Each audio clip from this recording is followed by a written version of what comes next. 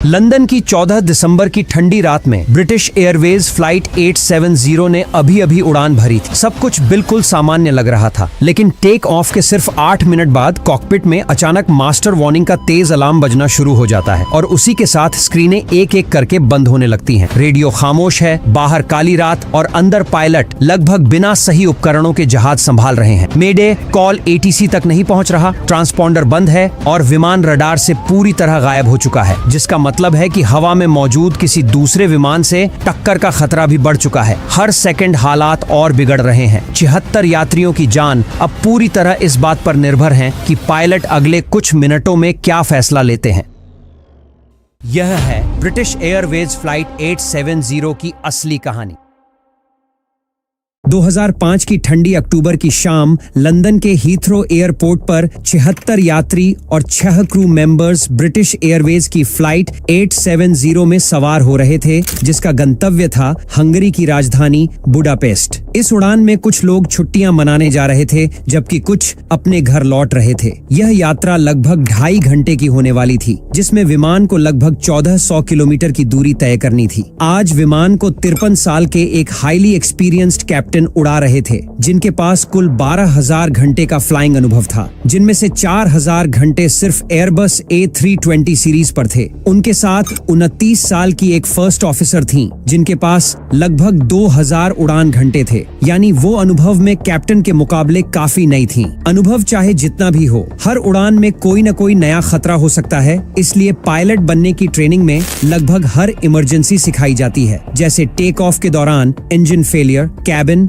या कॉकपिट में smoke, oxygen की कमी या एयरक्राफ्ट में आग लगना। इसके अलावा हर 6 महीने में पायलट्स सिम्युलेटर में इन इमरजेंसीज को दोबारा प्रैक्टिस भी करते हैं। लेकिन सवाल ये है, अगर कभी कोई ऐसी इमरजेंसी हो जाए जिसके बारे में किसी मैनुअल में नहीं लिखा और जिसकी तैयारी पायलटों ने कभी नहीं की और जिसकी कल्पना एयरक्राफ्ट बनाने वाली कंपनी ने भी कभी नहीं की, तो उस वक्त कॉकपिट में बैठे पायलट क्या करेंगे? ब्रिटिश एयरवेज फ्लाइट 870 के पायलट उस रात बिल्कुल नहीं जानते थे कि टेक ऑफ के सिर्फ कुछ मिनट बाद उन्हें ऐसी ही एक इमरजेंसी मिलने वाली है जिसे उन्होंने पहले कभी एक्सपीरियंस नहीं किया था, और आने वाले कुछ मिनटों में उनके फैसले ही 78 लोगों की जिंदगी और मौत के बीच का फर्क तय करने वाले थे। लगभग रात के 8 बजे ब्रिटिश एयरवेज फ्लाइट 870 ने हीथ्रो एयरपोर्ट से गेट छोड़ दिया। विमान में यात्री और क्रू मिलाकर कुल 82 लोग थे। इस एयरबस A319 में लगभग 13 मीट्रिक टन ईंधन भरा हुआ था, जो इस यात्रा के लिए पर्याप्त था। जैसे ही इंजन स्पूल अप हुए, विमान टैक्सीवे पर आगे बढ़ने लगा। हीथ्रो का टैक्सी सिस्टम जटिल माना जाता है, मानो विमान किसी बड़ी भूल भुलैया से गुजर रहा हो। यह उड़ान बुडापेस्ट जा रही थी और आज विमान को कैप्टन खुद उड़ाने वाले थे, लेकिन सामने एक चुनौती थी। बुडापेस्ट का खराब मौसम रिपोर्ट के अनुसार वहां घना कोहरा था। बादल सिर्फ 200 फीट की ऊंचाई पर थे। विजिबिलिटी मात्र 500 मीटर थी और रात में बारिश की संभावना भी बताई गई थी। लेकिन इस समय पायलटों को उस मौसम की चिंता करने का वक्त नहीं था, क्योंकि अभी उनकी प्राथमिकता थी लंदन की व्यस्त एयर स्पेस में टेक ऑफ करना और सुरक्षित तरीके से क्रूज अल्टीट्यूड तक पहुंचना। करीब 8:20 पर विमान रनवे तक पहुंच गया और कुछ ही सेकंड में विमान जमीन से ऊपर उठ चुका था। थोड़ी देर बाद कैप्टन ने ऑटो पायलट ऑन कर दिया, क्योंकि लंदन का एयर स्पेस बहुत व्यस्त होता है और ऑटोमेशन इसमें ज्यादा सटीक नियंत्रण देता है। अब तक सब कुछ सामान्य था, एक बिल्कुल रूटीन उड़ान की तरह। लेकिन कॉकपिट में बैठे दोनों पायलटों को अंदाजा तक नहीं था कि कुछ ही मिनटों में यही ऑटोमेशन उनकी सबसे बड़ी समस्या बनने वाला था। फ्लाइट 870 का निर्धारित रास्ता यूके के पूर्वी तट पर स्थित क्लैक्टन शहर के ऊपर से होकर जाना था। वहां से विमान नॉर्थ सी के ऊपर उड़ता हुआ नीदरलैंड्स में प्रवेश करता और फिर यूरोप के अंदर गहराई तक जाता हुआ करीब रात 10:30 बजे बुडापेस्ट पहुंचने वाला था। उड़ान के शुरुआती कुछ मिनट बिल्कुल सामान्य थे। मौसम की रिपोर्ट भले ही खराब थी, लेकिन लंदन के ऊपर आसमान साफ था। खिड़की के पास बैठे यात्री नीचे जगमगाती शहर की लाइट्स और दूर तक फैली लंदन की स्काईलाइन देखकर खुश थे। विमान धीरे धीरे पूर्व की ओर बढ़ रहा था। एयर ट्रैफिक कंट्रोल ने विमान को 23,000 फीट तक चढ़ने की अनुमति दे दी थी। थी और जल्द ही उसे अंतिम क्रूजिंग ऊंचाई की क्लियरेंस मिलने की उम्मीद थी। लेकिन टेक ऑफ के सिर्फ 8 मिनट बाद सब कुछ अचानक बदल गया। कॉकपिट में अचानक एक तेज क्लंक जैसी आवाज आई और अगले ही सेकंड विमान की लगभग सारी लाइट्स बंद हो गईं। ब्रिटिश एयरवेज फ्लाइट 870 अचानक गहरे अंधेरे में डूब चुका था। कुछ सेकंड तक दोनों पायलट समझ ही नहीं पाए कि आखिर हुआ क्या है। फर्स्ट ऑफिसर का पहला सवाल था, क्या इंजनों ने काम करना बंद कर दिया? लेकिन इंजन सामान्य आवाज में चल रहे थे और विमान अभी भी चढ़ाई कर रहा था, यानी समस्या इंजन से नहीं थी। कैप्टन ने तुरंत नियंत्रण अपने हाथ में लिया। बिजली जाते ही ऑटो पायलट बंद हो चुका था, इसलिए उन्होंने साइड स्टिक और थ्रस्ट लीवर पकड़कर विमान को मैन्युअली उड़ाना शुरू किया। उन्होंने ऐसी स्थिति की ट्रेनिंग पहले सिम्युलेटर में की थी, लेकिन असलियत कहीं ज्यादा मुश्किल थी, क्योंकि अब उनके पास विमान की सबसे जरूरी जानकारी ही नहीं थी। न स्पीड दिख रही थी, न ऊंचाई और न ही दिशा। नेविगेशन डिस्प्ले पूरी तरह बंद था, जिसका मतलब था कि उन्हें यह भी पता नहीं था कि वे अब कहां हैं और आसपास कोई दूसरा विमान है या नहीं। ऐसी स्थिति में पायलटों के पास एक आखिरी विकल्प होता है, छोटे स्टैंड बाय इंस्ट्रूमेंट्स जो असली इमरजेंसी में भी काम करते हैं और बेसिक जानकारी देते हैं। लेकिन यहाँ समस्या और भी गंभीर थी, क्योंकि एयरबस कंपनी के दावे के बावजूद उन स्टैंड बाय इंस्ट्रूमेंट्स की बैकअप लाइट भी बंद हो चुकी थी। अब कॉकपिट इतना अंधेरा था कि पायलट इंस्ट्रूमेंट्स को देख भी नहीं पा रहे थे। विमान हवा में था, इंजन चल रहे थे, लेकिन विमान को उड़ाने के लिए सबसे जरूरी चीज जानकारी पूरी तरह गायब थी। ये एक ऐसा पल था जिसे किसी भी पायलट ने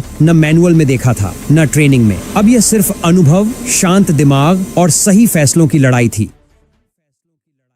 अब हालात पहले से कहीं ज्यादा खतरनाक थे। आधुनिक सिस्टम्स वाला एयरबस A319 अब ऐसा लग रहा था जैसे कोई पुराना बिना उपकरण वाला विमान हो। पूरी कॉकपिट अंधेरे में थी और कैप्टन के सामने बस काली रात थी। बाहर न तारे थे, न चांद, चारों तरफ सिर्फ खाली आसमान। बिना किसी डिस्प्ले या इंडिकेटर के विमान उड़ाना किसी भी पायलट के लिए डरावना होता है, लेकिन कप्तान अपने अनुभव पर भरोसा करके विमान को सीधा रखने की कोशिश कर रहे थे। कैप्टन ने तुरंत एयर ट्रैफिक कंट्रोल से संपर्क करने की कोशिश की, लेकिन हड़बड़ी में उन्होंने गलत बटन दबा दिया। जब दोबारा कोशिश की तो पता चला रेडियो भी डेड है। अब विमान सिर्फ अंधेरे में नहीं था, वो पूरी दुनिया से कट चुका था। नीचे कंट्रोलर बार बार कॉल कर रहे थे, क्योंकि कुछ मिनट पहले तक यह विमान रडार पर था, लेकिन अब अचानक पूरी तरह गायब, जैसे वह आसमान में कहीं खो गया हो। उधर कॉकपिट में शोर बढ़ रहा था। इंजन की आवाज, हवा की गूंज और सिस्टम फैन की लगातार धड़कन जैसी ध्वनि। बिजली न होने की वजह से नॉइज कैंसलिंग हेडसेट भी बंद थे, इसलिए अब पायलटों को एक दूसरे से बात करने के लिए चिल्लाना पड़ रहा था। अब उनके सामने सिर्फ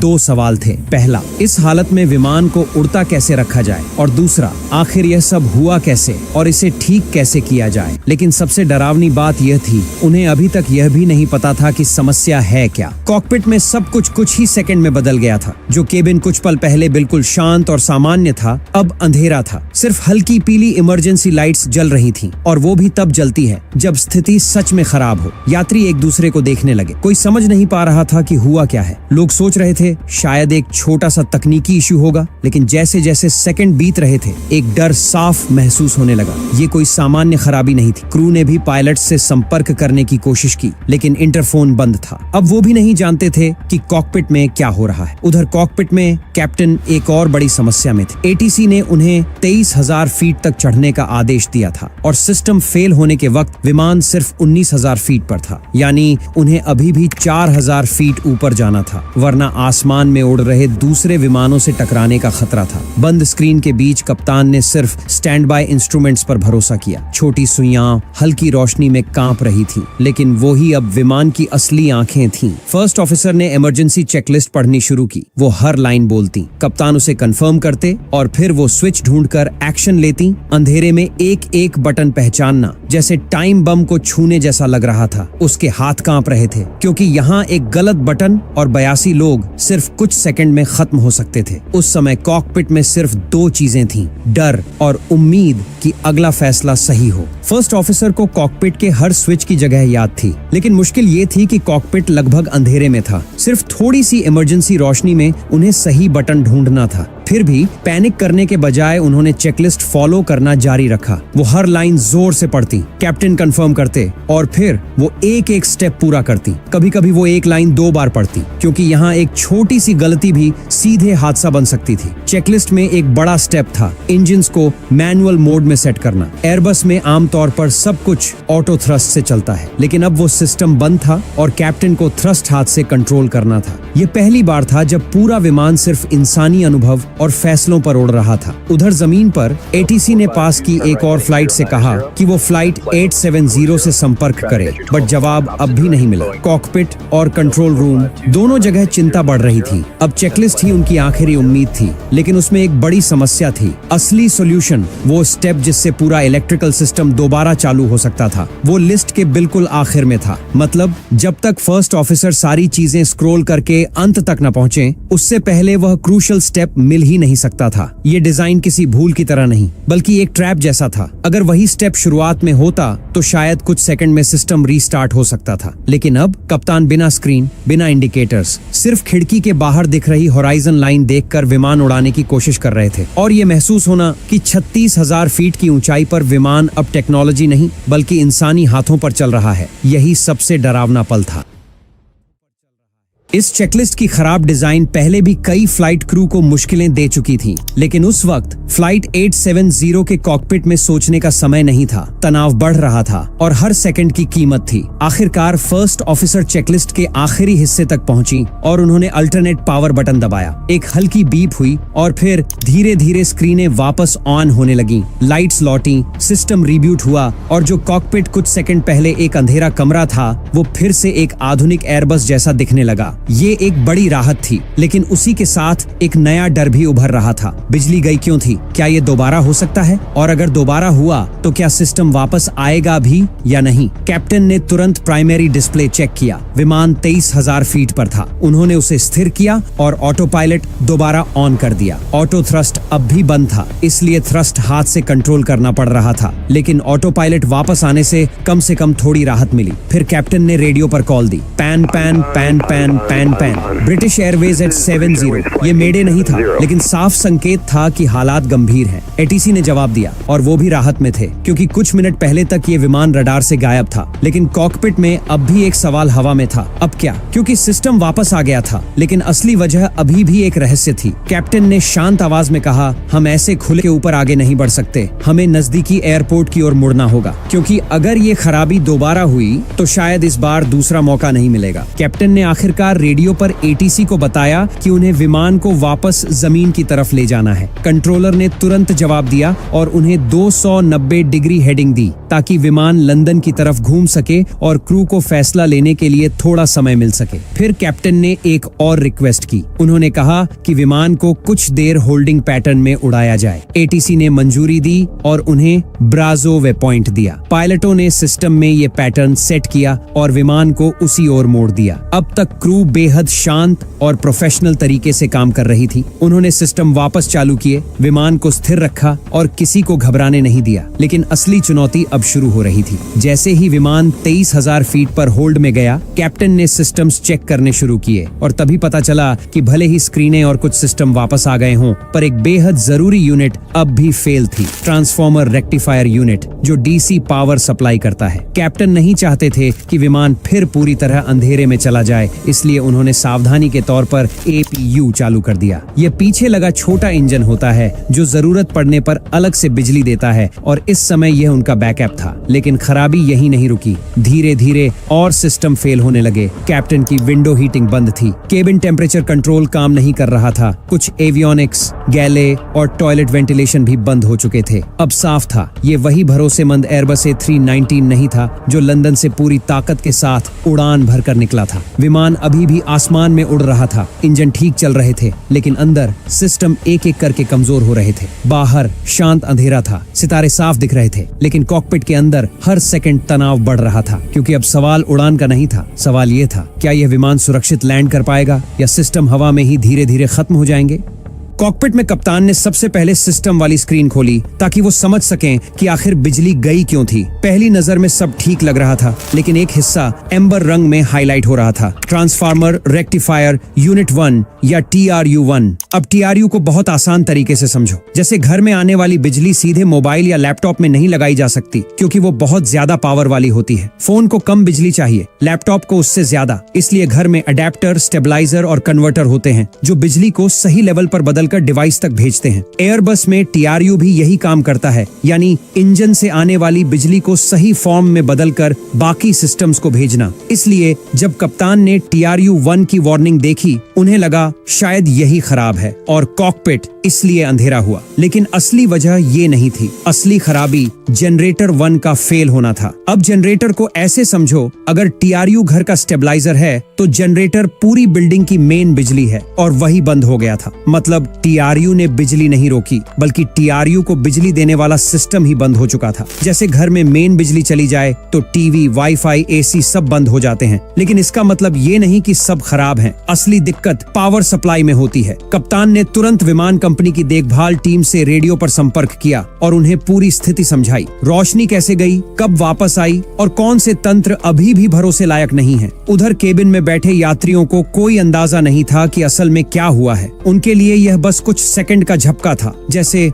बिजली एक पल के लिए गई हो और फिर लौटी हो। लेकिन उन्हें नहीं पता था कि थोड़ी देर पहले कॉकपिट लगभग पूरी तरह अंधेरे में था। न स्क्रीन, न जानकारी दिखाने वाले यंत्र। कप्तान ने यात्रियों से शांत और स्थिर आवाज में घोषणा की, एक तकनीकी समस्या आई थी, लेकिन स्थिति अब हमारे नियंत्रण में है। हम अभी हवा में चक्कर लगा रहे हैं और अगला कदम सोच समझकर तय कर रहे हैं। उनकी आवाज में घबराहट नहीं थी, लेकिन कॉकपिट के माहौल में बेचैनी साफ महसूस हो रही थी, क्योंकि अब सवाल यह नहीं था कि समस्या क्या थी, बल्कि यह था क्या समस्या यहीं रुक जाएगी या अभी और तंत्र बंद होने वाले हैं।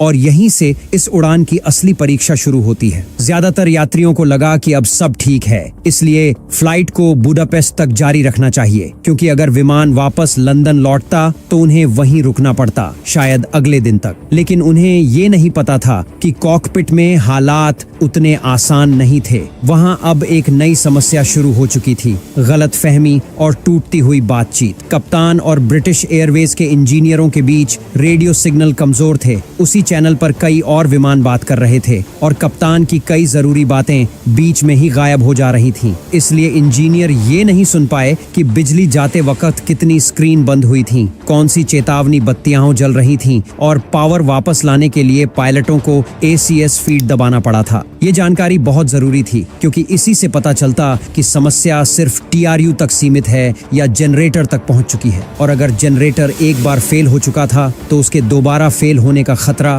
अब सिर्फ संभावना नहीं, एक बहुत असली रिस्क था। लेकिन अधूरी बातचीत ने सब गलत दिशा में मोड़ दिया। इंजीनियर ने गलत समझ लिया कि सिर्फ TRU की समस्या है और उसने कप्तान को कहा, विमान इस हालत में उड़ सकता है। और यही वो पल था जहां एक गलत जानकारी उड़ते हुए विमान का फैसला बदल रही थी। अब सवाल ये था, क्या ये फैसला सही था? क्या ये विमान बुडापेस्ट तक सुरक्षित पहुंच सकता था या उसे तुरंत वापस लौटना चाहिए था? और यहीं से कहानी धीरे धीरे और गंभीर होने वाली थी। अब विमान लंदन के उत्तर पूर्व में होल्डिंग पैटर्न में घूम रहा था। बाहर से सब सामान्य दिख रहा था, लेकिन कॉकपिट के अंदर माहौल बिल्कुल भी सामान्य नहीं था। बिजली वापस आ चुकी थी, लेकिन कुछ सिस्टम अभी भी सही तरीके से काम नहीं कर रहे थे। पायलट्स ने तुरंत मैनुअल्स और ऑपरेटिंग डॉक्यूमेंटेशन खोलना शुरू किया ताकि ये समझा जा सके कि किन सिस्टम्स के बिना विमान उड़ सकता है और किन के बिना नहीं। इसी दौरान एक और महत्वपूर्ण मुद्दा सामने आया। कॉकपिट की विंडशील्ड और साइड विंडो हीटिंग फेल थी। ये सिर्फ एक छोटी समस्या नहीं थी, क्योंकि कॉकपिट का सामने वाला शीशा सिर्फ कांच नहीं होता, उसी से पायलट बादल, आसमान और आखिर में रनवे देखते हैं। विंडशील्ड हीटिंग सिस्टम का काम होता है शीशे पर बर्फ और धुंध जमने से रोकना। लेकिन इस फ्लाइट में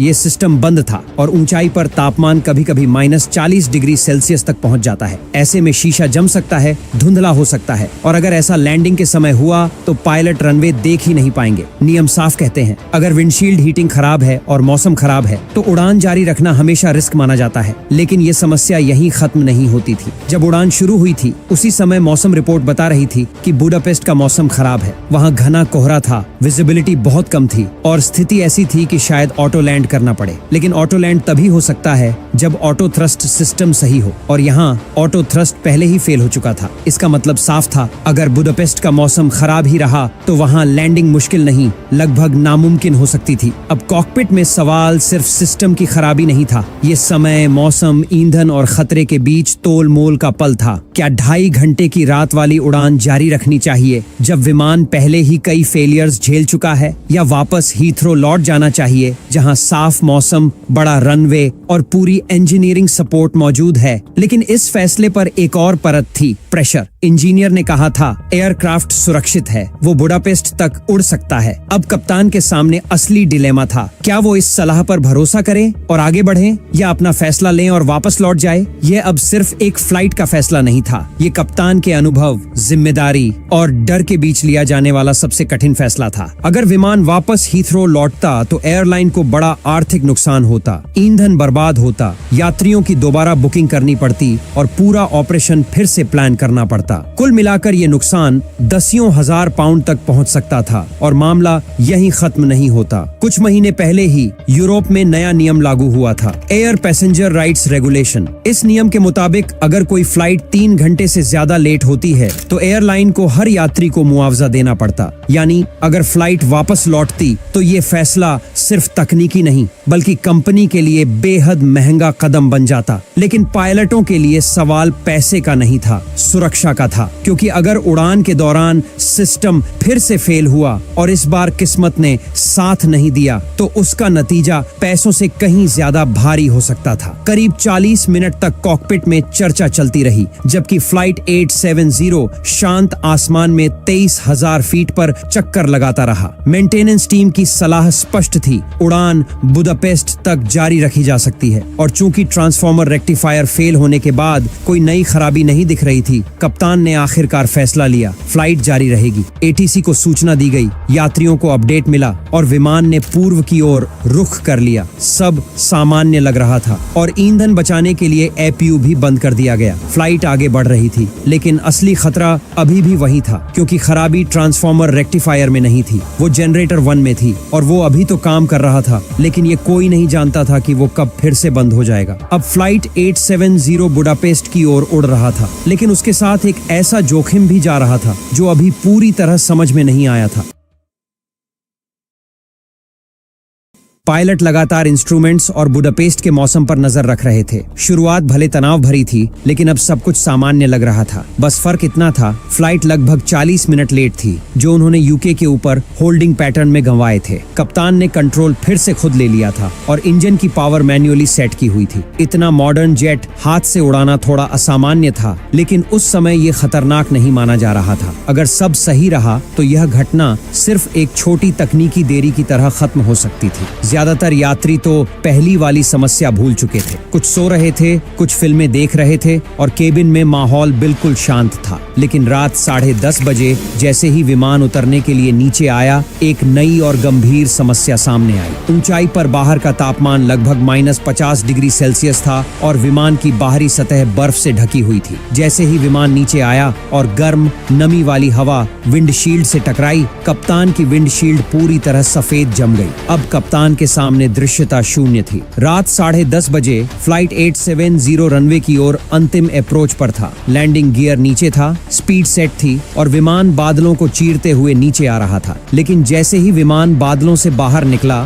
स्थिति साफ हो गई। फर्स्ट ऑफिसर अपने विंडो से रनवे साफ देख पा रही थी, लेकिन कप्तान कुछ भी नहीं देख पा रहे थे। उनके सामने बस जमी हुई बर्फ थी, रनवे नहीं। इस स्थिति में कप्तान के लिए लैंडिंग करना नामुमकिन था, इसीलिए उन्होंने तुरंत कंट्रोल फर्स्ट ऑफिसर को सौंप दिया। अब पूरा विमान सिर्फ एक पायलट के फैसलों पर निर्भर था। विमान नीचे आ रहा था, तनाव बढ़ रहा था और आगे क्या होगा कोई भी अनुमान नहीं लगा सकता था। कप्तान कुछ भी नहीं देख पा रहे थे, इसलिए अब पूरी उड़ान सिर्फ फर्स्ट ऑफिसर के हाथों में थी। वो सिर्फ इंस्ट्रूमेंट्स के भरोसे लैंडिंग कर रही थी। बाहर रात थी, धुंध थी और थ्रस्ट भी उन्हें हाथ से कंट्रोल करना था, यानी हालात बिल्कुल सामान्य नहीं थे। विमान धीरे धीरे रनवे के करीब आया और रात 10:55 पर फ्लाइट 870 सुरक्षित उतर गया। कप्तान कुछ नहीं देख पा रहे थे, इसलिए रनवे से गेट तक विमान भी फर्स्ट ऑफिसर ने ही चलाया। यात्री इसे सिर्फ एक लेट फ्लाइट समझकर उतर रहे थे, पर उन्हें पता नहीं था कि बस एक और बार पावर चली जाती तो नतीजा अलग हो सकता था। बाद में पता चला पिछले 10 सालों में ऐसी 5 घटनाएं पहले भी हो चुकी थीं। यानी यह कोई एक बार की खराबी नहीं थी, ये एक पैटर्न था। और सबसे बड़ा सवाल आज भी वही है, पहली बार पावर गई क्यों थी और अगली बार किस विमान में जाएगी? जांच पूरी होने के बाद सबसे हैरान करने वाली बात यही थी कि टीम असली वजह पता ही नहीं कर पाई। इसका मतलब साफ था, ये खराबी कभी भी कहीं भी किसी भी ऐसे विमान में दोबारा आ सकती थी। लेकिन डरने के बजाय कंपनी ने बदलाव किए। कॉकपिट में एक नया सुरक्षित बिजली प्रणाली लगाई गई, एक अलग स्क्रीन दी गई जो अपनी खुद की बिजली पर चलती है, और सिस्टम को ऐसा बनाया गया कि बिजली जाते ही विमान अपने आप दूसरी सप्लाई पर चल जाए, बिना इंसान के किसी बटन दबाए। ये घटना हादसा नहीं बनी, लेकिन इसी ने आने वाले हादसों को रोकने में बड़ी भूमिका निभाई। फ्लाइट 870 सिर्फ एक उड़ान नहीं थी, वह एक चेतावनी और सीख बन गई।